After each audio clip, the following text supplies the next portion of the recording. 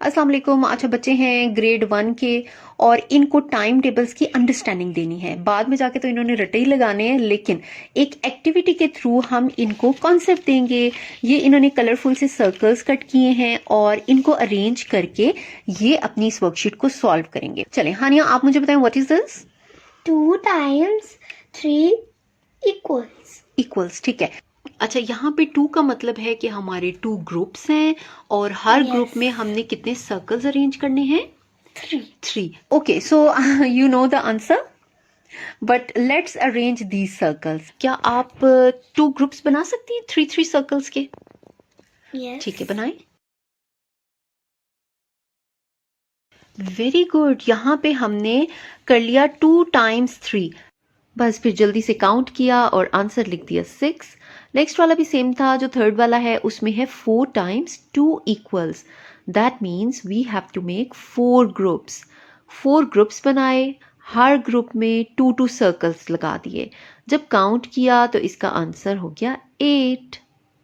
Next one 5 times 3। अब कितने groups ये बनाएंगी? She has to make 5 groups of 3 circles in each group.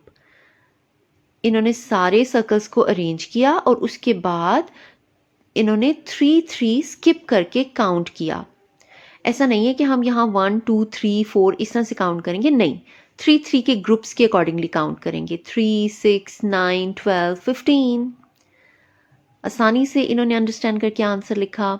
उसके बाद जो नेक्स्ट वाला था वो था 2 times 7।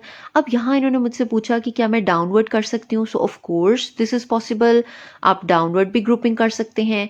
यहाँ पे एक पहला ग्रुप हमारा बन गया 7 सर्कल्स का। इसी तरह से इन्होंने दूसरा ग्रुप भी बना दिया 7 सर्कल्स का। और जब इन्होंने काउंट किया तो 1 2 3 से काउंट नहीं किया, बल्कि 7 सर्कल्स एक ग्रुप में थे। उसके बाद 8 9 10 इस तरह से कंप्लीट 14 तक काउंट किया और आंसर ब्लैंक में लिख दिया।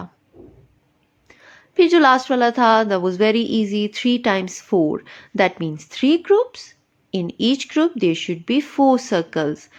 तो ये हमने बड़ी जल्दी जल्दी से सारे सर्कल्स को अरेंज किया। इस तरह से काउंट करना बहुत आसान हो गया और इनको मल्टीप्लिकेशन और टाइम्स टेबल्स का कनेक्शन भी बहुत अच्छे से समझ में आ गया। इन एक्टिविटीज़ की वजह से बाद में बच्चों के कॉन्सेप्ट्स बिल्कुल क्लियर रहते हैं। ठीक है जी।